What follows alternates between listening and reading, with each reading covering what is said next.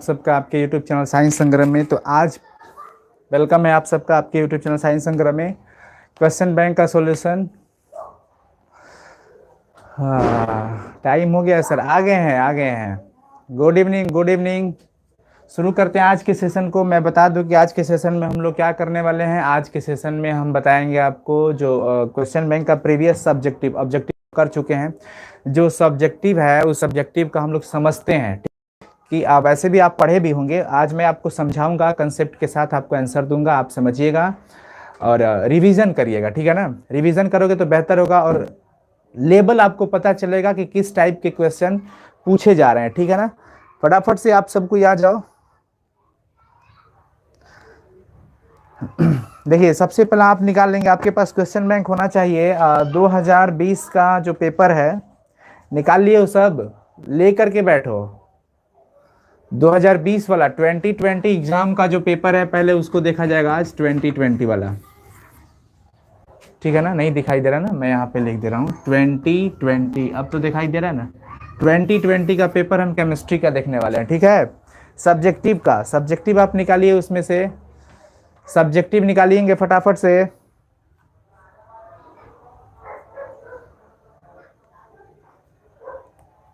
Subjective निकाल लो सबको ही। सबसे पहला क्वेश्चन है कि मेथिल आयोडाइड से एथेन कैसे बनेगा। मेथिल आयोडाइड से एथेन कैसे बनाना है, मैं आपको बता रहा हूँ। मेथिल आयोडाइड का फॉर्मूला, मेथिल आयोडाइड मतलब CH3I। CH3I से हमें क्या बनाना है, एथेन बनाना है। क्वेश्चन है एथेन बनाना है। एथेन का मतलब C2H6, फार्मूला आपको पता होना चाहिए। एथेन है C2H6, हमें CH3I को C2H6 में कन्वर्ट कर देना है, ठीक है ना। CH3I को C2H6 में कन्वर्ट कर देना है। चलिए, तो क्या करेंगे। सबसे पहले आपको दिमाग लगाना है कि इसमें कार्बन 1 था तो 1 से कितना हो गया है 2, H3 है तो फिर यहाँ पे कितना हो गया है 6। बात समझ में आ रहा है ना। यहाँ पे कार्बन 1 है, यहाँ पे कार्बन कितना है 2 है, मतलब कि 2 टाइम्स डबल हो रहा है इसका।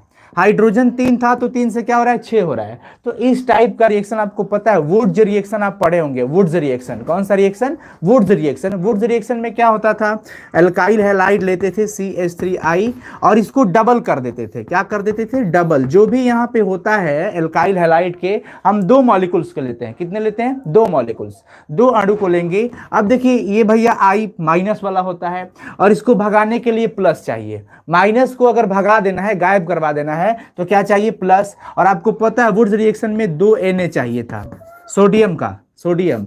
और सोडियम कहता है कि भैया हम 2 आदमी हैं, हम 2 आदमी हैं और हम 2 आदमियों को 2 औरतों की जरूरत पड़ेगी। सिंपल सा लॉजिक वे में आप थोड़ा सा फनी होकर के समझोगे तो ये ज्यादा टाइम तक आपके माइंड में स्टोर रहेगा, ठीक है ना। तो 2 Na को 2 माइनस चाहिए और दोनों माइनस लेकर के ये फरार होने वाला है। लेकिन कब होगा, ये बोलता है जब हमको ड्राई ईथर दोगे, ड्राई ईथर जब दोगे तब मैं भागने वाला हूं। यानी कि जब तक हम ड्राई ईथर नहीं देंगे, शुष्क ईथर कहते हैं, शुष्क ईथर की उपस्थिति में सोडियम जो है इन दोनों आयोडीन को लेकर के फरार हो गया। तो बचा क्या, C, 1 और 1 कितना लिखेंगे यहाँ पर 2, H3 3 6 हो गया ना।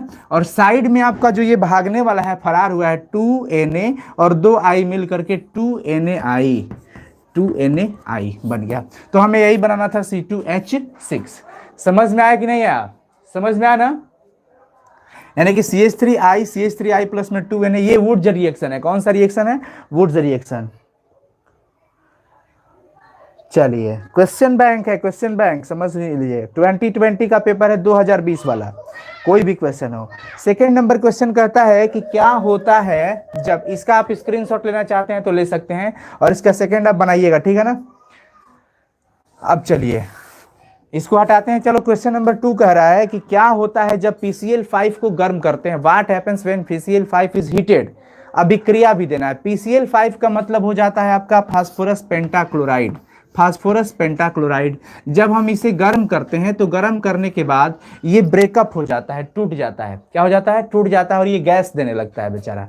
PCl5 जैसे ही टूटता है तो ये गैस निकालता है। कौन सा गैस, Cl2, क्लोरीन गैस। अब बताइए जब Cl2 इसमें से निकल गया तो क्या बचेगा, यहाँ पे क्या लिखोगे बताओ तो। यहाँ पे क्या लिखोगे, PCl3 लिखेंगे। क्या लिखेंगे, PCl3। तो हम कहेंगे कि जब हम फास्फोरस पेंट, लैंग्वेज अपने से लिखना है, खुद का लैंग्वेज, आप जिस लैंग्वेज को समझ रहे हो उसको ही आपको लिख देना है, ठीक है ना। जिसमें आप समझ रहे हैं वैसे लिख सकते हैं। यहाँ पे देखिए आप इसको ऐसे भी लिख सकते थे, एक और एक दो था ना, तो 2CH3I लिख सकते थे, प्लस में 2Na लिख सकते थे। और वो आपका मैकेनिज्म तो क्लियर है, कोई दिक्कत नहीं होना चाहिए कि 2Na 2I को लेकर के फरार हुआ तो ये दो वाला बचा, तो C2H6 प्लस में 2Na। लिखने का अपना अलग अलग ये है। आप CH3I प्लस में 2Na और एक CH3I इधर भी लिख सकते हैं, उससे कोई दिक्कत नहीं होगा। PCl5 को जब हम गर्म करते हैं तो ये फास्फोरस ट्राइक्लोराइड और क्लोरीन गैस में क्या हो जाता है, टूट जाता है, अपघटित होकर के। PCl5 को जब हम गर्म करते हैं तो PCl5 अपघटित होकर के डिकम्पोज होकर के PCl3 बनाता है और साथ ही साथ क्या बनाता है, Cl2। समझ में आया ना। मैं आपको होमवर्क दे रहा हूं, ये होमवर्क बनाइएगा। मैं कन्वर्जन में आपको कुछ क्वेश्चन दे रहा हूं, ये क्वेश्चन आपको मैं दे देता हूं। देखिए मैंने दिया C2H4 से C4H10 बनाना है। होमवर्क है, नोट कर लीजिएगा इसको बनाना है, आप कॉपी में नोट कर लीजिएगा, बनाइएगा। C2H4 को C4H10 में बदलना है, C2H4 को C4H10 में बदलना है। पहले इसका हाइड्रोजनीकरण कर लीजिएगा, हाइड्रोजनीकरण करने के बाद हैलोजनीकरण कर लीजिएगा, फिर वुड्स अभिक्रिया लगा दीजिएगा, ये बन जाएगा। समझ में आ गया ना। टुमारो हिंदी का एग्जाम है तो हिंदी वाला हो जाएगा, शाम को 9:30 बजे से करवा देंगे हिंदी का, ठीक है ना, टेंशन मत लीजिए। अब चलिए, तो ये वाला हो जाएगा। दूसरा ना कि फास्फोरस पेंटाक्लोराइड को जब गर्म करते हैं तो PCl3 में टूट अपघटित होकर के ये PCl3 बनाता है और साथ ही साथ क्लोरीन गैस बनाता है। क्वेश्चन नंबर 3 है कि एल्कोहल का जलीय विलयन विद्युत का कुचालक क्यों होता है। एल्कोहल का जो एक्वस सॉल्यूशन होता है वो इलेक्ट्रिसिटी का कंडक्टर नहीं होता है, इलेक्ट्रिसिटी का कंडक्टर नहीं होता है, तो हम इसका क्या जवाब देंगे, क्यों। आपको पता है कि कोई भी एक्वस सॉल्यूशन, कोई भी जलीय विलयन यानी कि एक्वस सॉल्यूशन, कोई भी एक्वस सॉल्यूशन कब वो विद्युत का सुचालक होगा, कब इलेक्ट्रिसिटी कंडक्ट करेगा, जब उसके पास आयन होगा तब।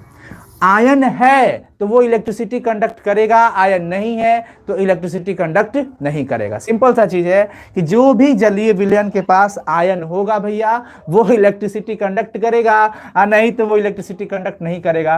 तो आपको पता है, देखिए HCl का जलीय विलयन इलेक्ट्रिसिटी कंडक्ट करता है, बिकॉज कि इस जलीय विलयन में हाइड्रोजन क्लोराइड क्या होता है, आयनित हो जाता है, टूट जाता है, H+Cl- में आयन होते हैं इसके अंदर। लेकिन वही अगर मैं अल्कोहल की बात करूं, ग्लूकोज की बात करूं, चीनी की बात करूं, तो इसके जो जलीय विलयन होते हैं वो विद्युत का सुचालक नहीं होता है। बिकॉज हमने अगर अल्कोहल को पानी में डाला, अल्कोहल को वाटर में डाला, तो अल्कोहल कोई आयन ही नहीं बनाएगा। तो जब तक आयन नहीं बनेगा तब तक वो विद्युत का सुचालक होगा। यस और नो बताइए, तो जल्दी से बताइए, यस और नो। आयन नहीं होगा तो क्या वो इलेक्ट्रिसिटी कंडक्ट कर सकता है, फटाफट से भाई। जब तक आयन नहीं होगा तब तक वो इलेक्ट्रिसिटी कंडक्ट करेगा नहीं, बिल्कुल नहीं। प्रिंस, विकास, चंद्रदेव, अभिषेक, मुस्कान, नेहा और भी बहुत सारे स्टूडेंट्स हैं, thank you so much. No, कभी नहीं करेगा साथियों, याद रखिएगा। आयन होगा तो इलेक्ट्रिसिटी कंडक्ट करेगा, नहीं होगा तो नहीं करेगा। अगर कोई सॉलिड मटेरियल हो, कोई ठोस पदार्थ हो, तो ठोस पदार्थ जैसे मैं बोलूं कि लोहा, तो लोहा विद्युत का सुचालक क्यों होता है, बिकॉज इसके पास फ्री इलेक्ट्रॉन होता है। क्या होता है, फ्री इलेक्ट्रॉन। लेकिन अगर मैं बोलूं कि ग्लूकोज का जलीय विलयन विद्युत का सुचालक होगा, बताइए, ग्लूकोज का जलीय विलयन विद्युत का सुचालक होगा। Aqueous solution of glucose electricity conduct करेगा या नहीं, बताइए। नो, वेरी गुड, नहीं, कभी नहीं कर सकता है, बिकॉज उसके पास भी कोई आयन नहीं होता है। तो हम लिखेंगे कोई आंसर में कि एल्कोहल का जलीय विलयन विद्युत का चालन नहीं करता है, क्योंकि एल्कोहल के जलीय विलयन के पास कोई आयन नहीं होता है। आयन की अनुपस्थिति के कारण यह विद्युत का सुचालक नहीं होता है। क्लियर हो गया ना, समझ में आ गया। आगे चलते हैं, अगला क्वेश्चन है कि क्या होता है, एल्कोहल और फिनॉल में अंतर। अच्छा, एल्कोहल और फिनॉल में अगर हम अंतर की बात करते हैं, ध्यान रखना, एल्कोहल और फिनॉल, देखिए एल्कोहल का मतलब जनरली RCH2OH होता है या सिंपल ROH भी होता है। वही बात है, ROH ही लिखते हैं, ROH, ठीक है। और फिनॉल की अगर मैं बात करूं तो फिनॉल का मतलब बेंजीन रिंग के साथ OH लगा है। ये है हमारा एल्कोहल और ये है हमारा फिनॉल, ठीक है। तो हमें इसमें अंतर लिखना है, और ये 2 मार्क्स के हैं, 2 मार्क्स के हैं, तो कम से कम 2 से 3 अंतर तो आपको लिखना पड़ेगा ना। कि एल्कोहल, देखिए सबसे पहला चीज कि ये एलिफैटिक वाला फॉर्म पकड़ेगा और ये एरोमेटिक है। बेंजीन रिंग के साथ अगर कोई भी ग्रुप हो, समूह हो, फंक्शनल ग्रुप हो, कुछ भी हो, अगर वो जुड़ा है तो एरोमेटिसिटी दिखाएगा, सॉरी एरोमेटिक होगा, वो क्या होगा, एरोमेटिक। बट ये जो है ये एरोमेटिक है। क्या आप इस एल्कोहल को एरोमेटिक कर सकते हो, यस और नो? ये एरोमेटिक होगा, यस और नो? जल्दी से, फटाफट से साथियों, नेटवर्क इश्यूज है क्या? जल्दी जल्दी। No, very good. इसको आप एरोमेटिक नहीं कर सकते हैं, ये खुली संरचना है, ये खुला चैन है, तो खुला चैन मतलब एलिफैटिक, क्या होगा, एलिफैटिक। बट ये वाला, ये एरोमेटिक कहेंगे ना इसको, सबसे पहला कि ये एलिफैटिक होता है और ये क्या होता है, एरोमेटिक होता है। सिंपल सा चीज। दूसरा चीज कि एल्कोहल को अगर हम लिटमस पेपर इसमें डालते हैं तो कोई इफेक्ट नहीं आता, न्यूट्रलाइज होता है, ये न्यूट्रल दिखाता है, कोई मतलब चेंज नहीं दिखाता है। एल्कोहल जो होता है कोई चेंज नहीं दिखाता है लिटमस घोल के, लिटमस पेपर के प्रति। तो कहेंगे कि ये जो होता है लिटमस पेपर के प्रति उदासीन होता है। लिटमस पेपर के प्रति क्या होता है, उदासीन होता है, यानी कि न्यूट्रल होता है। क्या होता है, न्यूट्रल। इसकी बात करके फिनॉल प्रकृति में, नेचर में क्या होता है, एसिडिक होता है। फिनॉल जो होता है, आपसे पूछा जाए कि फिनॉल का कैरेक्टर कैसा होता है, एसिडिक की बेसिक, तो क्या कहोगे, एसिडिक। बताओ तो फटाफट से, फिनॉल एसिडिक है या नहीं, यस और नो? यस और नो, जल्दी से बताएंगे, यस और no. Phenol acidic character show करेगा या नहीं, यस और नो? Yes, very good. ये जो होता है वो एसिडिक कैरेक्टर शो करता है। समझ में आया कि नहीं आया? अब चलिए उसके बाद की अगर हम बात करते हैं तो एल्कोहल जो होता है आप उसको NaOH के साथ अभिक्रिया कराइए, नो रिएक्शन। जनरली यहां पे नो रिएक्शन होगा, जबकि आप इसको NaOH के साथ अभिक्रिया कराइएगा तो सोडियम का लवण बना लेगा, सोडियम साल्ट बना लेता है, सोडियम सॉल्ट बनाएगा। कौन, फिनॉल। तो हम कहेंगे कि जो एल्कोहल होता है वो NaOH के जलीय विलयन के साथ कोई अभिक्रिया नहीं दिखाता। अब बताइए, OH OH 2 ग्रुप मिल जाएंगे, पटका पटकी हो जाएगा, कभी रिएक्शन होने वाला नहीं है, सब भाग जाएंगे। कोई अपने आप को रिएक्ट करने के लिए यहाँ पे नहीं भेजेगा कि चलो भैया हम रिएक्शन करते हैं, बिल्कुल नहीं। तो जनरली ये माना गया है, देखा भी गया है कि एल्कोहल जो होता है वो NaOH के साथ कोई रिएक्शन नहीं देता है, बट फिनॉल NaOH के जलीय विलयन के साथ रिएक्शन देता है। ठीक है ना? आप कोल्बे रिएक्शन में भी देख सकते हैं, वहां पे भी आपको देखने को मिलेगा। नेक्स्ट क्वेश्चन है कि क्या होता है जब N ब्यूटिल क्लोराइड को अल्कोहलिक KOH के साथ अभिक्रिया कराते हैं। देखिए आप पेपर क्वेश्चन बैंक आपके पास होना चाहिए, या 2020 का जो क्वेश्चन पेपर है वो आपके पास होना चाहिए, तभी तो आप देखोगे ना और समझ पाओगे। बात समझ में आ रहा है ना?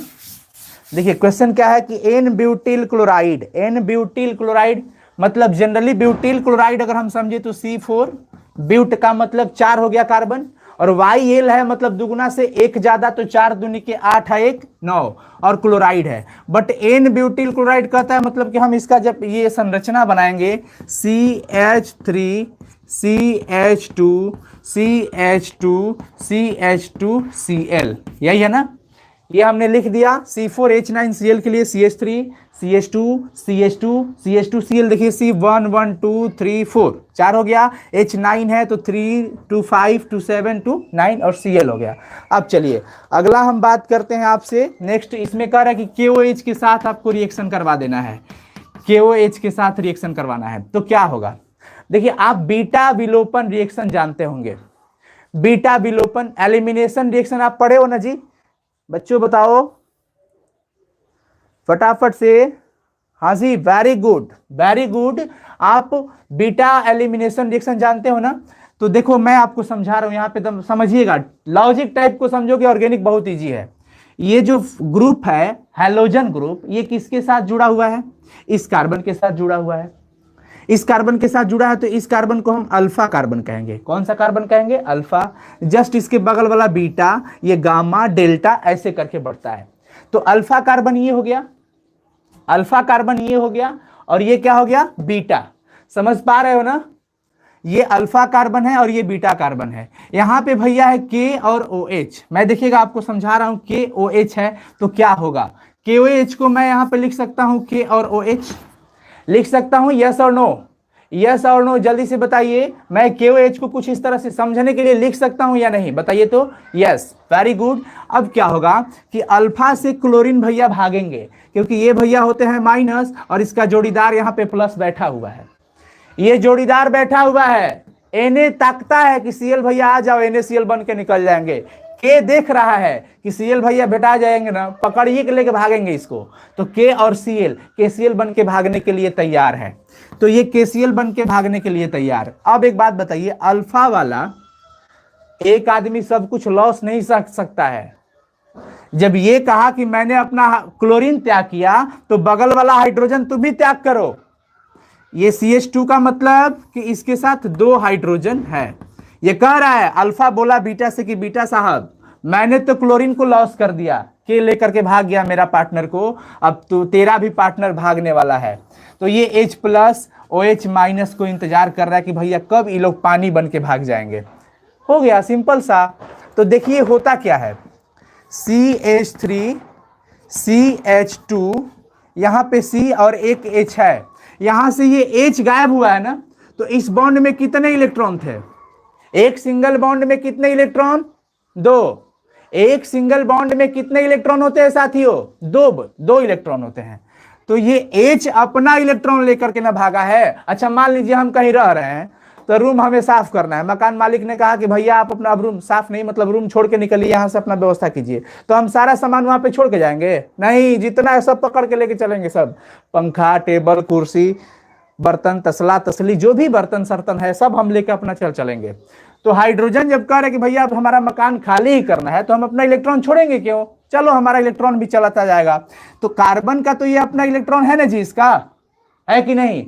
अब देखिए यहाँ पे अपना इसका भी तो अपना है, क्लोरीन एक ही ना लेके भागा है, एक तो इसका है, तो एक ये वाला और एक ये वाला, ये मिल करके यहाँ पे डबल बॉन्ड क्रिएट कर लेंगे, CH2 बन गया। और साइड से जो भागा हुआ था KCl भागा था, और साथ में H और OH मिलकर के H2O। तो हमसे ये पूछा जा रहा है कि क्या होता है जब N ब्यूटिल क्लोराइड को एल्कोहलिक KOH के साथ अभिक्रिया कराया जाता है। तो हम कहेंगे कि जब N butyl chloride alcoholic KOH के साथ रिएक्शन करता है तो ये बनाता है। ये क्या बनाता है? अब इसका नोमेनक्लेचर तो आप आसानी से कर सकते हो ना, कर सकते हो कि नहीं? बहुत इजी है, बात समझ में आ रहा है ना? UPSC नेमिंग भी दे सकते हैं इसका, साथ में KCl और H2O। समझ में आ गया कि नहीं? आप बताइए, समझ में आ गया ना? ऐसे होता है। स्क्रीनशॉट लेना चाहते हैं ले सकते हैं, फिर हम बात करते हैं आगे के लिए, ठीक है। अगला जो क्वेश्चन है, कह रहा है 6 नंबर क्वेश्चन कि डाई एथिल ईथर सोडियम से अभिक्रिया नहीं करता है, क्यों? सिंपल सा चीज है। सोडियम प्लस भैया कहता है कि हमारा माइनस मिल जाते तो हम भाग जाते, सिंपल सा चीज। सोडियम कहता है कि हमको कोई आयनिक फॉर्म में मिल जाएगा, हम लेकर के भाग जाएंगे, अभिक्रिया कर लेंगे। लेकिन अगर आयनिक फॉर्म में नहीं मिलेगा तो अभिक्रिया नहीं कर पाएंगे। तो क्वेश्चन है कि ईथर जो है, डाई एथिल ईथर यानी कि CH3, सॉरी सर इससे बता दीजिए। अच्छा ठीक है, बता देंगे, चलिए। हाँ, डाई एथिल ईथर जो है ये सोडियम के साथ रिएक्शन क्यों नहीं करता है? बिकॉज डाई एथिल ईथर में कोई भी आयनिक फॉर्म नहीं होता है, इसलिए वो नहीं करता है। बात समझ में आया? कोई दिक्कत नहीं होना चाहिए। समझ में आ गया ना? कोई आयनिक नहीं होता है उसमें, और ना ही एसिडिक प्रोटॉन भी होता है, प्रोटॉन भी होता तो वो रिएक्शन कर लेता, लेकिन नहीं ना होता है, इसकी वजह से वो नहीं होगा। चलिए अगला जो क्वेश्चन है कि IUPAC नेमिंग लिखना है K3CrC2O4 3 का, ये IUPAC नेमिंग लिखना है। देखिए इसका IUPAC दिखाई दे रहा है ना? सबसे पहले हम क्या करते हैं, ध्यान रखना है, आपको लिखना क्या है। आप जब भी IUPAC नेमिंग लिखेंगे, कोऑर्डिनेशन कंपाउंड बोलते हैं या कॉम्प्लेक्स कंपाउंड, जब भी इस तरह के यौगिक का आपको IUPAC नाम लिखना हो, तो यहाँ पे जो मेटल होता है इसका, इस धातु का जो सेंट्रल एटम कहते हैं इसको आपको क्या कर लेना है, इसका ऑक्सीडेशन नंबर आपको निकाल लेना होगा। पहले क्या निकाल लेना होगा? ऑक्सीडेशन नंबर इसका निकाल लेना होगा। आप निकालिएगा तो यहाँ पे 3 आएगा। क्या आएगा? 3। चलिए ठीक है। ये क्या है? पोटेशियम। ये क्या है? पोटेशियम। तो हम लिख देंगे पोटेशियम, इंग्लिश में भी लिख सकते हैं आप, कोई दिक्कत नहीं है। ये पोटेशियम हो गया। 3 का मतलब ट्राई, लिगेंड है। ये क्या है? लिगेंड है, ऑक्जेलेटो बोलते हैं, ट्राई ऑक्जेलेटो ऑक्जेलेटो आप लिख सकते हैं इसका, मैं बोल रहा हूं ध्यान रखिएगा, पोटेशियम ट्राई ऑक्जेलेटो, ट्राई ही है ना, हाँ C2O4 का होल थ्राइस है, चलिए हाँ ठीक है, ट्राई ऑक्जेलेटो होगा। और ये Cr जो है ये क्रोमेट हो जाएगा, क्या हो जाएगा, क्रोमेट। और इसके जस्ट बगल में जो ऑक्सीडेशन नंबर 3 आया था, 3, तो 3 को रोमन में लिखना होता है, 1 2 3 ऐसे करके लिख देंगे। IUPAC नेमिंग हो गया, बात समझ में आया? वेरी गुड, बहुत ही अच्छा, बच्चों ने लिख दिया, बहुत ही बढ़िया। अगला बात करते हैं क्वथनांक के उन्नयन से आप क्या समझते हैं।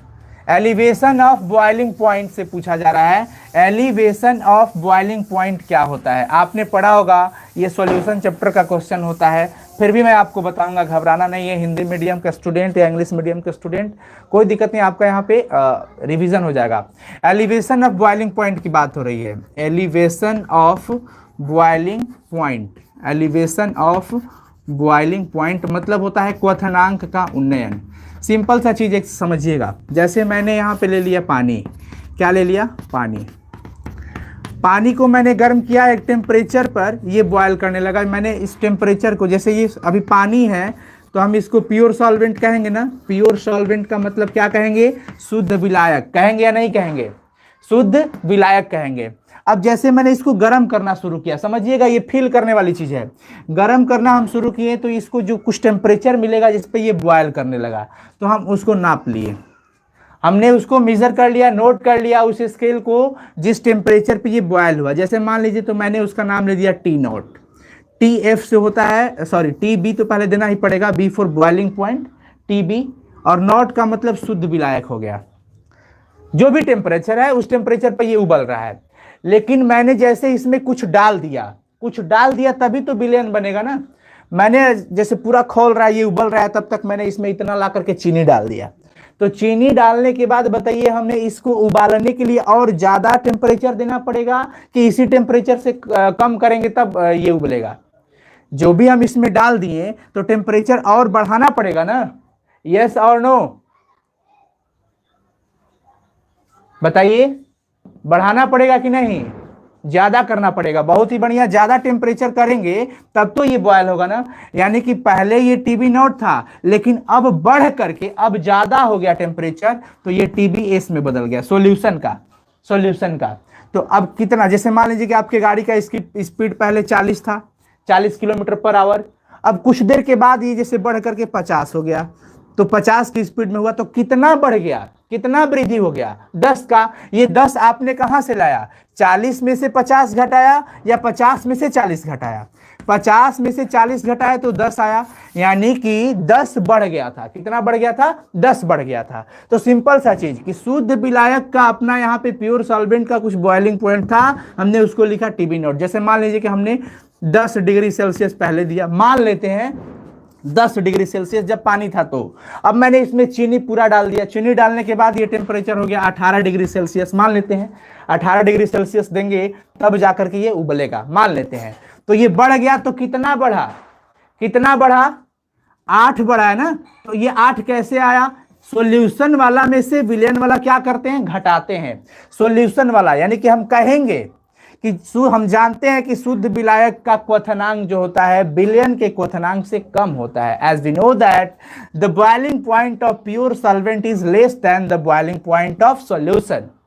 और इसका जो डिफरेंस होगा इसका, यानी कि TBS माइनस TB0, यही हमारा डेल्टा TB, थोड़ा सा अंतर बताएगा, इसी को कहते हैं क्वथनांक का उन्नयन, एलिवेशन। कितना बढ़ गया था, तो 8 बढ़ा था। 8 कैसे आया था, 18 में से 10 घटाए थे तो 8 आया था। 18 किसका है, विलयन का है। तो ये क्वेश्चन बनता है कि विलयन वाला, विलयन का जो क्वथनांक होता है वो शुद्ध विलायक से ज्यादा होगा कि कम होगा, ज्यादा होगा। कितना होगा, सॉरी, ज्यादा होगा कि कम होगा, ज्यादा। बात समझ में आ रहा है ना। शुद्ध विलायक वाला यानी कि प्योर सॉल्वेंट वाला जो होता है वो कम हो जाता है सॉल्यूशन से, और सॉल्यूशन वाला ज्यादा हो जाता है। तो इसी के अंतर को, डिफरेंस को हम क्वथनांक का उन्नयन कहते हैं।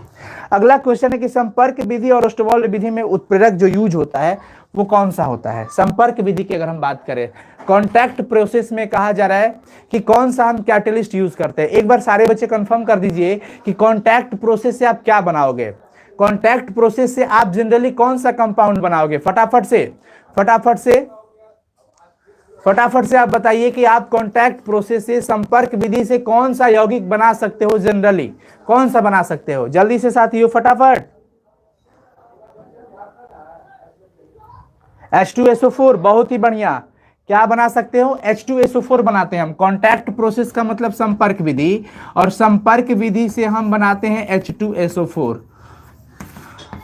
अब देखिए इसमें क्या होता है, एक जगह जब आप H2SO4 बनाते हो, ये लॉन्ग क्वेश्चन भी है 5 मार्क्स वाला, तो मैं उसमें पूरा प्रोसेस आपको समझाऊंगा भी, बताऊंगा भी, लेकिन अभी जैसे क्वेश्चन है वैसे मैं आपको बता रहा हूं। बहुत ही बढ़िया, H2SO4, बहुत अच्छा, सबका रिप्लाई आ गया।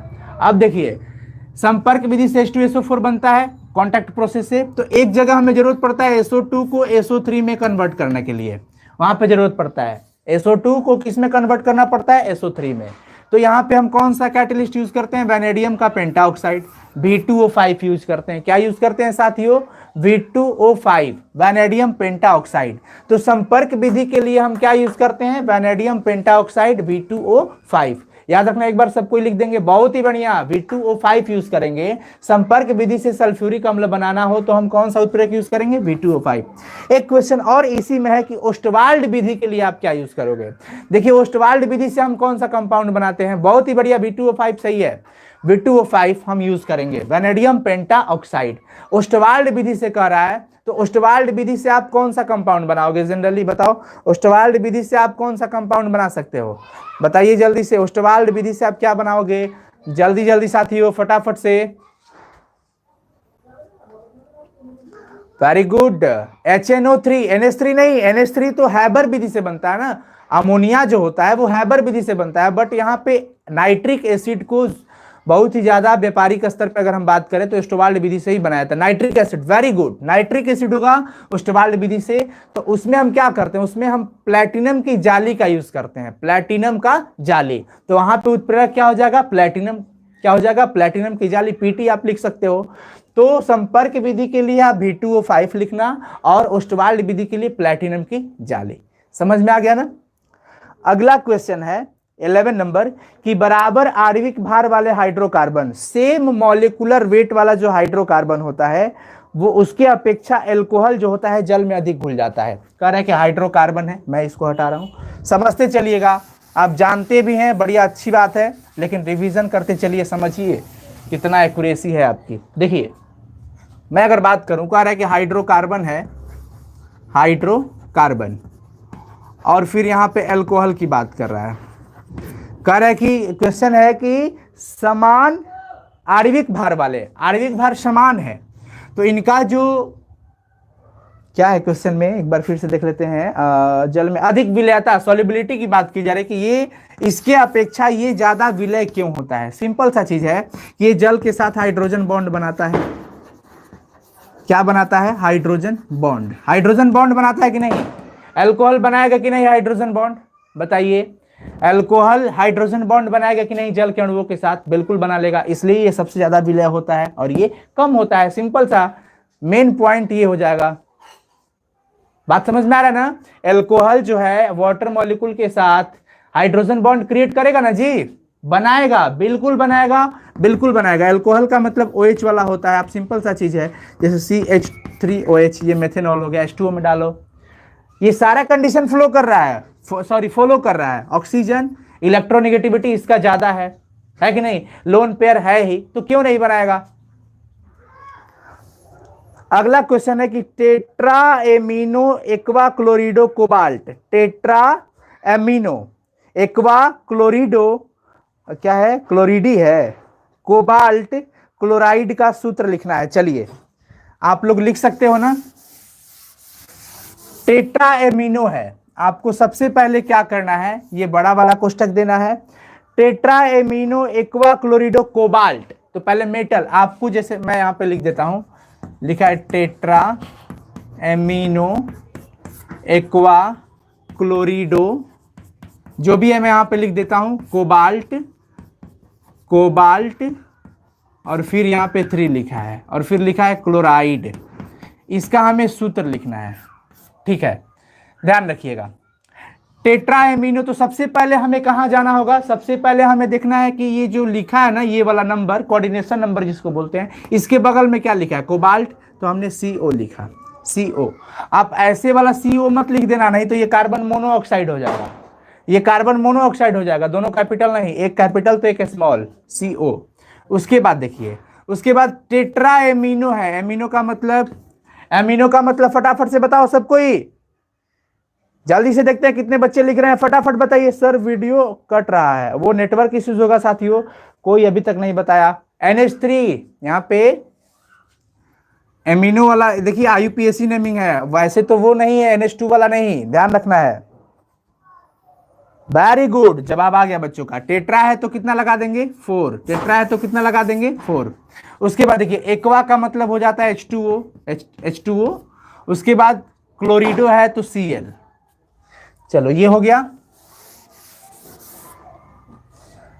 कोष्टक बंद हो गया क्योंकि यहां तक ही है, मैंने यहां तक सब लिख दिया। कोबाल्ट, टेट्रा एमिनो, NH3 4 हो गया, एक्वा है तो H2O, क्लोरिडो है तो Cl। अब यहाँ पे क्लोराइड है तो सर यहाँ पे क्लोराइड लिख दीजिए। अब मैं Cl लिखूं कि Cl2 लिखूं कि Cl3 लिखूं, ये क्या होगा? अब देखिए ये कैसे हम पता करेंगे, जब आपको पता चला कि कोबाल्ट CO जो है, CO कोबाल्ट जो है, इसका ऑक्सीडेशन नंबर यहाँ पे कितना बताया जा रहा है? 3, यानी कि इस पे 3 प्लस का चार्ज है। कितना चार्ज है? 3 प्लस का। तो टोटल कंपाउंड में -3 आना चाहिए ना, निगेटिव वाला -3 आना चाहिए। तो ये तो हो जाता है चार्ज 0, ये भी न्यूट्रल होता है 0, इसका होता है -1, तो और हमें -2 चाहिए, तभी तो ये बैलेंस हो जाएगा ना। तो +3 है तो -3 भी चाहिए, तो +3 तो है यहाँ पे, तो ये सब मिल करके -3 आना चाहिए। तो इस पे तो 0 होता है, उदासीन होता है, और ये भी उदासीन होता है, ये Cl -1 होता है। तो हमें +3 और -3 करना है, तो एक तो यहाँ पे -1 हो गया, बट यहाँ पे और -2 चाहिए, यानी कि 2 लिखना पड़ेगा। तो फाइनली ये हो जाएगा। समझ में आया कि नहीं आया? वेरी गुड, वाह क्या बात है, बच्चों ने तो लिख दिया जी, गजब, बहुत अच्छा। अब हम नेक्स्ट क्वेश्चन की बात कर रहे हैं। अगला है कि O3 एक प्रबल ऑक्सीकारक की तरह क्यों क्रिया करती है, समझाइए। O3 की बात कर रहा है, ओजोन की बात कर रहा है। किसकी बात कर रहा है? ओजोन, O3 की। आपको पता है ओजोन जो होता है वो स्ट्रॉन्ग ऑक्सीडाइजिंग एजेंट होता है, ओजोन प्रबल ऑक्सीकारक होता है, प्रबल ऑक्सीकारक, स्ट्रॉन्ग ऑक्सीडाइजिंग एजेंट होता है, बिकॉज ये टूट करके O2+ में O एक नवजात ऑक्सीजन बनाता है, और इसी नवजात ऑक्सीजन की क्रियाशीलता के कारण ओजोन प्रबल ऑक्सीकारक होता है। समझ में आया? समझ में आया ना कि O3 जो होता है प्रबल ऑक्सीकारक क्यों होता है? क्योंकि ये अपघटित होकर के ऑक्सीजन के गैस के अणु के साथ साथ एक नवजात ऑक्सीजन बनाता है। क्या बनाता है? नवजात ऑक्सीजन बनाता है, और इसी नवजात ऑक्सीजन की क्रियाशीलता के कारण ये प्रबल ऑक्सीकारक होता है। बात समझ में आया ना? देखिए पढ़ाई पे फोकस करेंगे हम लोग तो ठीक रहेगा। हाँ ओजोन, हाँ very good, nascent oxygen release करता है, और इसी के वजह से ये हो जाता है स्ट्रॉन्ग ऑक्सीडाइजिंग एजेंट। अब देखिए अगला है कि अमोनिया एक अच्छा लिगेंड है, ammonia is a good ligand. Reason क्या देते हैं? देखिए लिगेंड होने का सबसे बड़ा चीज होता है कि उसके पास लोन पेयर हो। क्या हो? लोन पेयर हो, और कोई वैकेंट ऑर्बिटल ना हो तो वो अच्छा होगा। लोन पेयर हो प्लस में कोई वैकेंट ऑर्बिटल ना हो तो वो अच्छा होगा जनरली। तो अमोनिया के पास लोन पेयर होता है या नहीं? हाँ, नेसेंट ऑक्सीजन की वजह से। बहुत बढ़िया, आपका जवाब सही है साथियों, बहुत अच्छा आपने बताया कि प्रबल ऑक्सीकारक ओजोन होता है। आप अपने लैंग्वेज को लिखो, ऐसा मत सोचो कि किताब का जो लैंग्वेज है वही लिखेंगे। फलाना सर ऐसे लिखवा दिए हैं तो उनकी पूरा एकदम एज इट इज वही लिख देना है, थोड़ा सा भी गलत हुआ, भाषा मैंने घुमा दिया तो गलत हो जाएगा, ऐसा नहीं होता है। आप जिस लैंग्वेज में समझ रहे हैं उसी लैंग्वेज में। जैसे अब क्वेश्चन है कि ओजोन प्रबल ऑक्सीकारक है क्यों, रीजन दीजिए, कारण दीजिए, तो हम क्या लिखेंगे कि ओजोन एक प्रबल ऑक्सीकारक होता है क्योंकि यह अपघटित होकर ऑक्सीजन गैस के अणु के साथ साथ एक नवजात ऑक्सीजन बनाता है, और यह नवजात ऑक्सीजन की क्रियाशीलता के कारण यह क्या हो जाता है? ओजोन एक प्रबल ऑक्सीकारक है। सिंपल, जैसे समझो वैसे उसी बात को लिख दो। बात समझ में आ गया ना? तो यहां पे मैं क्या पूछ रहा था? हाँ, NH3 में लोन पेयर होता है और कोई वैकेंट ऑर्बिटल नहीं होता है, कोई रिक्त ऑर्बिटल नहीं होता है, इसीलिए वह एक अच्छा लिगेंड की तरह काम करता है। बात समझ में आया कि नहीं आया? कोई दिक्कत? NH3 में लोन पेयर होता है, लोन निर्जन युग्म कहते हैं, निर्जन युग्म इलेक्ट्रॉन होते हैं और कोई वैकेंट ऑर्बिटल नहीं होने के वजह से क्या होता है, वो एक अच्छा लिगेंड की तरह काम करता है। अब कहता है कि आप आवश्यक एमिनो अम्ल से क्या समझते हैं? आवश्यक, essential amino acid. Amino acid आपके चैप्टर में केमिस्ट्री का ऑर्गेनिक केमिस्ट्री होता है, बायोमोलिकुल्स एक चैप्टर है, बायोमोलिकुल्स, जैव अणु कहते हैं उसको, उसमें देखिएगा एमिनो एसिड पढ़ना है। तो आपसे पूछा, एमिनो एसिड दो तरह के, एमिनो एसिड दो तरह के, अगर आप बॉन्ड के हिसाब से लेते हो, एक होता है COOH के साथ साथ NH2 बॉन्ड होता है ना। तो अगर दोनों का संख्या बराबर है तो न्यूट्रल, दोनों का, क्योंकि ये होता है एसिडिक और ये होता है बेसिक, ठीक है। तो अगर दोनों बराबर बराबर, अगर 2 COOH है 2 NH2 है, तो वो हो जाएगा उदासीन एमिनो अम्ल, उदासीन एमिनो अम्ल, यानी कि न्यूट्रल एमिनो एसिड किसे कहेंगे? जिसमें COOH ग्रुप और NH2 ग्रुप की संख्या समान हो। अगर किसी में COOH की संख्या ज्यादा हो जाएगी, यानी कि अम्लीयता ज्यादा हो रही है और ये कम हो जाएगा, जिसका नंबर ज्यादा होगा उसका पार्टी मजबूत होगा। पार्टी मजबूत किसका होगा? मान लीजिए, बोल दिया कि यहाँ पे 3 COOH है और 2 NH2 है, बताइए किसका पार्टी मजबूत होगा? किसका पार्टी मजबूत होगा? COOH का। क्यों भैया? क्योंकि यहाँ पे ये 3 है और ये कहता है 2, तो ये 2 है और ये 3 है, तो 3 वाला जिसमें पार्टनर होंगे, और वो भी मोटा ताजा है, सब स्ट्रॉन्ग हेल्दी है सब, तो ये COOH एसिडिक हो जाएगा। तो उस समय जब एमिनो अम्ल में COOH समूह की संख्या NH2 समूह की संख्या से ज्यादा हो तो उसे हम अम्लीय कहेंगे, क्योंकि जीत अम्लीय की होगी, पटका पटकी होगा, दे दनादन, तो जीतेगा यही ना। अब अगर मान लीजिए कि 3 इसमें है और 4 इसमें है, तो अब किसकी पार्टी मजबूत हो गई? NH2 की। तो जब ये ज्यादा हो गया तो पटका पटकी में ये जीतेगा, यानी कि जब एमिनो अम्ल में COOH समूह की संख्या NH2 समूह के संख्या से कम हो, ये वाला, और ये ज्यादा हो, तो उसे हम क्या कहेंगे? क्षारीय, बेसिक कहेंगे। क्या कहेंगे? क्षारीय। बात समझ में आ गया कि नहीं आया? बेसिक कहते हैं। लेकिन ये तो हो गया इस समूह के आधार पर। एमिनो एसिड वैसे भी जरूरत के हिसाब से कि हमारे शरीर में बनते हैं या नहीं बनते हैं, हमें जरूरत है या नहीं, उस हिसाब से हमें 2 एमिनो एसिड को बांटा गया है। कितना? 2, एक एसेंशियल, एक नॉन एसेंशियल, एक आवश्यक और एक अनावश्यक। आवश्यक अनावश्यक, आवश्यक अनावश्यक। अब आपसे अगर क्वेश्चन पूछा जाए, कि COOH समूह और NH2 समूह के संख्या के आधार पर एमिनो एसिड को कितने भागों में बांटा गया है, तो कितना कहोगे? 3। कितना कहोगे? 3 कहोगे। बात समझ में आ रहा है कि नहीं आ रहा है?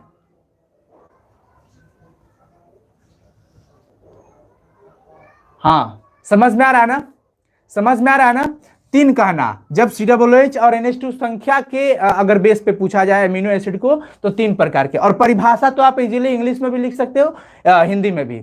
लेकिन अगर हम जरूरत के हिसाब से देखें, तो उसमें 2, एक होता है आवश्यक यानी कि एसेंशियल एमिनो एसिड, और एक होता है नॉन एसेंशियल। तो अब एक बात बताओ, जो हमें जरूरत है, यानी कि वो हमारे शरीर में नहीं बनता, एमिनो एसिड जो होता है वो प्रोटीन होते हैं। तो अब देखिए, एमिनो एसिड वाला जो आवश्यक होता है वो हमारे शरीर में नहीं बनता है, पर वो हमारी जरूरत है, तो हम भोजन के साथ उसको ग्रहण करते हैं। यानी कि वैसा एमिनो अम्ल जो हमारे शरीर में निर्माण तो नहीं होता है, पर हमारे शरीर को उसकी जरूरत होती है, आवश्यकता होती है, तो उस एमिनो अम्ल को हम क्या कहेंगे? आवश्यक एमिनो अम्ल। जो हमारे शरीर में नहीं बनते हैं किंतु भोजन के साथ, फूड के साथ हमें वो लेना पड़ता है, तो उसको हम क्या कहेंगे? आवश्यक एमिनो अम्ल। और जो हमारे जरूरत अनावश्यक वाला अनावश्यक हो जाएगा, जो हमें जरूरत है भोजन के साथ लेते हैं। जैसे मैं आपसे अगर पूछा जाए, ल्यूसीन हो जाता है, आइसोल्यूसीन हो जाता है। मैं यहाँ पे आपको लिख देता हूँ कुछ एग्जांपल। वैसे आपकी एनसीईआरटी बुक में कैटेगराइज कर दिया गया है। मैं ल्यूसीन जो होता है, ल्यूसीन ये आवश्यक है। आइसोल्यूसीन होता है, आइसोल्यूसीन। वैलिन हो जाएगा, वैलिन। तो ये सब जो होते हैं आवश्यक एमिनो अम्ल होते हैं। क्या होते हैं? आवश्यक, यानी कि एसेंशियल। अब एक बात बताइए, एसेंशियल वाले हमारे शरीर में बनते हैं, हाँ या ना? यस और नो, यस और नो बताइए फटाफट से। जो हमारे शरीर में नहीं बनता है वो आवश्यक है, तभी तो हम उसको ले रहे हैं बाहर से, बाहरी स्रोत से ले रहे हैं। Very good. अब चलिए, हाँ बहुत ही बढ़िया। ये आपका एग्जाम्पल है, आप इसका एग्जाम्पल नोट कर सकते हो या एनसीईआरटी बुक में है भी, आप उसको देख सकते हो।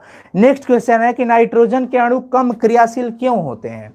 कम क्रियाशील क्यों होते हैं? नाइट्रोजन के अणु कम क्रियाशील क्यों होते हैं? देखिए नाइट्रोजन के अणु की बात की जा रही है, मॉलिक्यूल्स ऑफ नाइट्रोजन की बात हो रही है, यानी कि N2। मॉलिक्यूल्स का मतलब गैस फॉर्म में होगा, तो गैस फॉर्म में डाई एटॉमिक होता है, नाइट्रोजन द्विअणुक होता है, तो N2 हो गया। N2 करे कि ये क्यों कम क्रियाशील होता है? वाई क्यों, आखिर क्यों ये कम क्रियाशील होता है, यानी कि लेस रिएक्टिव होता है? Y N2 is less reactive, हम कह सकते हैं। जनरली आपको पता है ये N2 इनर्ट में भी रहता है। अब देखिए नाइट्रोजन के बीच कौन सा बॉन्ड बनता है बताइए? Single, double, triple? फटाफट से साथियों जल्दी से बता दो, कमेंट करो तो देख रहे हैं अभी, फटाफट जल्दी जल्दी। ट्रिपल बनता है कि सिंगल की डबल? 3, वेरी गुड, बच्चों ने लगा दिया, ट्रिपल बॉन्ड बनता है। क्या होता है? Triple bond. और आपको पता होना चाहिए कि साइज जो होता है ना इसका बहुत छोटा होता है। क्या होता है? बहुत ही छोटा होता है। और इस बॉन्ड को तोड़ने के लिए बॉन्ड डिसोसिएशन एनर्जी, बंधन वियोजन ऊर्जा, बंधन वियोजन ऊर्जा, बॉन्ड डिसोसिएशन एनर्जी या बॉन्ड डिसोसिएशन एंथैल्पी, ये मैक्सिमम होता है। ज्यादा एनर्जी देंगे तभी ये टूटेगा, ज्यादा एनर्जी देंगे। बॉन्ड डिसोसिएशन एनर्जी क्या होता है? तो बॉन्ड को तोड़ने के लिए जो हम एनर्जी इसको देंगे ना कि भैया बॉन्ड जी आप टूट जाइए, एनर्जी देते हैं, नहीं टूटोगे, चलो इतना एनर्जी दे दिए, अभी भी नहीं टूटोगे, चलो ये वाला ले लो, तो ये जाके भस्म कर देता है, ये टूट जाता है। तो उसको बोलते हैं बॉन्ड डिसोसिएशन एनर्जी, बंधन वियोजन ऊर्जा। तो हम कहेंगे कि N2 के अणु जो होते हैं, N2 या फिर नाइट्रोजन अणु के दोनों परमाणुओं के बीच त्रिबंधन, ट्रिपल बॉन्ड लगा होता है, और इसके लिए बंधन वियोजन ऊर्जा का मान ज्यादा होता है। इसी वजह से ये क्या होता है? इनर्ट होता है। बात समझ में आ गया ना? समझ में आया कि नहीं आया? अगला क्वेश्चन है 18 नंबर, कायरल तथा अकायरल यौगिक क्या होता है? कायरल तथा अकायरल यौगिक क्या होता है? कायरल तथा अकायरल यौगिक क्या होता है? देखिए अब जो समय है, आप अपने कोचिंग में या फिर कहीं भी पढ़ाई कर रहे हैं तो आप सिलेबस को लेकर के चल रहे हैं, बहुत अच्छी बात है, आप सिलेबस से पढ़िए, लेकिन फिर भी अल्टरनेट एक ऐसा टाइम रखें जिसमें आप मिसलेनियस क्वेश्चन को देखिए, ऑल ओवर केमिस्ट्री के क्वेश्चन बैंक को देखिए, प्रीवियस पेपर को सॉल्व कीजिएगा। बहुत आपके अंदर वो एक कॉन्फिडेंस लेवल बढ़ेगा और आपको समझ में आएगा कि किस टाइप का क्वेश्चन ज्यादा पूछा जा रहा है। और यहाँ पे मैं रिवीजन करवा रहा हूँ, तो आप रहिए हमारे साथ और प्लीज शेयर कीजिएगा और कमेंट कीजिए। बी पॉजिटिव, पॉजिटिव वे में पढ़ाई कीजिएगा, टाइम को इंपॉर्टेंस दीजिएगा तो अच्छा रहेगा, ठीक है ना। सब्जेक्टिव हम करवाएंगे, वो चाहे 5 नंबर वाला हो चाहे 2 नंबर वाला हो, टेंशन मत लीजिएगा आप लोग, ठीक है ना। अभी मैं आपको बता, थोड़ा सा समय व्यस्तता हमारे साथ भी है, बिकॉज घर में शादी का माहौल है, तो मार्केटिंग वगैरह भी बहुत सारा ये रहता है, आप समझ सकते हैं। आपको भी इन्विटेशन जाएगा, पूरी खाने आना है, ठीक है ना। अब चलिए, अभी एक क्वेश्चन है कि कायरल तथा अकायरल कंपाउंड क्या होता है? कायरल, कायरल को, अकायरल को हम क्या क्या समझे? कायरल का मतलब होता है असममित, कायरल का मतलब होता है असममित। यहां पे बड़ा कंफ्यूज हो जाता है बच्चों को। और एक होता है अकायरल, अकायरल तो ये जो होता है वो सममित होता है, सममित। देखिए तो असममित, अब बच्चे समझते हैं कायरल है तो यहाँ पे सममित होना चाहिए ना, ये अकायरल है तो असममित, अ है तो अ नहीं, कायरल का मतलब असममित होता है। एक कार्बन कितना बॉन्ड बनाता है? 4 बॉन्ड बनाता है। क्या बनाता है? 4 बॉन्ड। कार्बन मैक्सिमम कितना बॉन्ड बनाता है? 4। अगर एक कार्बन के द्वारा जुड़े चारों समूह अलग अलग हो, चारों समूह बिल्कुल ही अलग अलग हो, असममित, असमान, असमान समझना है, असमान समझना है। असममित का मतलब असमान, यानी कि इस कार्बन से जो 4 जो ग्रुप जुड़े हैं, 4 जो समूह जुड़े हुए हैं भैया, ये डिफरेंट होंगे। क्या होंगे? डिफरेंट। जैसे मान लो यहां पे मैंने ए लिख दिया, बी लिख दिया, सी लिख दिया, डी लिख दिया, तो चारों बिल्कुल अलग अलग है, चारों क्या है? अलग अलग है। तो इस व्यू से हम इसे क्या कहेंगे? असममित। अब रहा बात कि सर डिफरेंशिएशन कैसे लिखे परिभाषा, तो कहेंगे कि कायरल यौगिक है ना, वैसा यौगिक जिसमें, तो इस कार्बन को हम क्या कहेंगे? कायरल कार्बन कहेंगे। तो कायरल कार्बन पूछेगा तो कायरल कार्बन लिखना, यौगिक पूछेगा तो यौगिक कह देना। ऐसा वैसा यौगिक जिसमें कार्बन परमाणु से जुड़े चारों समूह अलग अलग हो। समझ में आ रहा है ना? वैसा यौगिक जिसमें कार्बन परमाणु से जुड़े चारों समूह बिल्कुल अलग अलग हो, असमान हो, डिफरेंट हो, तो हम उसे असममित कहेंगे। अगर वही समान हो जाएगा, कोई दो गोभी कोई समान हो गया तो वो सममित कहलाएगा। क्या कहलाएगा? सममित। समझ में आ रहा है ना? कोई दिक्कत नहीं है ना? तो हिंदी का लाइव क्लास चलता है 9:30 बजे से, ठीक है ना? 9:30 बजे से चलता है, और उसमें भी बहुत इंपॉर्टेंट क्लास होगा, आप लोग 9:30 से जरूर आइए। अच्छा, शादी आपका है सर जी? नहीं, बड़े भैया मनु सर की है, जो इंग्लिश पढ़ाते हैं ना, मनु सर की है। तो ये देखिए, आपका 1 से लेकर के मैंने 18 तक जो 2 मार्क्स के क्वेश्चन है वो खत्म हो गए। हम चाहेंगे कि 2 मार्क्स वाला को एक दिन रखा जाए, और फिर 5 मार्क्स वाला चूंकि उसको अलग, मतलब एक अगले दिन में रखा जाए, अलग अलग सेशन। तो कल के सेशन में हम आपको बताएंगे 19 से लेकर के 24 तक का पूरा। आप उसमें एक बार देख भी लीजिएगा, और कल के सेशन में, डेली के सेशन में आप जरूर ज्वाइन करें। घबराए नहीं, कॉन्फिडेंस ही मिलेगा, कुछ सीखने को ही मिलेगा, ठीक है ना? इसी तरह से फिजिक्स का भी हम करवा देंगे प्रैक्टिस आपको। आप स्टडी करते रहिए अपना, कोई दिक्कत नहीं होगा। चलिए फिर मिलते हैं नेक्स्ट क्लास में। आप लोग इसे जितना हो सके शेयर कर दीजिएगा, और भी स्टूडेंट तक पहुंचा दीजिएगा। आप लोग का ही मदद है, आप लोग का ही ये आशीर्वाद समझे, या फिर दया दुआ जो भी समझे, कि ये चैनल आपका जो है इतना ग्रो कर रहा है। Thank you so much for this love. इस प्यार को बनाए रखने के लिए बहुत बहुत शुक्रिया। और मैं यही हमेशा प्रार्थना करता हूँ कि आप लोग खूब आगे बढ़ो, आप सब टॉप 10 की लिस्ट में जाओ, अच्छा मेहनत करो, अच्छे से पढ़ाई करो, आपकी मनोकामनाएं पूरी हो, आप एक लेवल तक पहुंचे, ठीक है ना? बाद में फिर हमें भूल जाइएगा, उससे हमें कोई मतलब ये नहीं है, लेकिन आप सक्सेस हो जाओ, इससे बढ़कर हमारे लिए कोई खुशी नहीं हो सकती, ठीक है ना? आप अगर इतने लोग हैं, आप अगर एक लाइक कर देंगे, एक शेयर कर देंगे, तो आपकी भी कुछ जिम्मेवारियां बनती है। अगर हम आपके लिए कुछ कर रहे हैं तो आपकी भी कुछ जिम्मेवारियां ह्यूमैनिटी के व्यू से देखा जाए तो बनता है, और वो बनता है आपका शेयर करना, लाइक करना और कमेंट करना। तो अगर आप अपनी जिम्मेवारी को समझते हैं तो please please please like this video and share this video. इस वीडियो को भी शेयर करें, और अगर आप चैनल पर नए हो तो सब्सक्राइब कर लीजिए। क्या कर लीजिए? सब्सक्राइब, और बगल के बेल आइकन को क्लिक करके ऑल नोटिफिकेशन क्या कर लेंगे? ऑन कर लेंगे। Thank you so much. और आप लोग इसी तरह से खूब मेहनत करो, और मैथ का भी ऑब्जेक्टिव सेशन मैं करवाऊंगा। अब घबराना नहीं है, ठीक है ना? समय आ गया है अब वो एनर्जी दिखाने की, जो हमें झोंक देना है, ताकत दिखा देना है, खूब मन लगा के पढ़ाई करना है, थोड़ा सा भी प्रॉब्लम नहीं होगा, ठीक है ना? Bye bye, good night to all of you, love you all.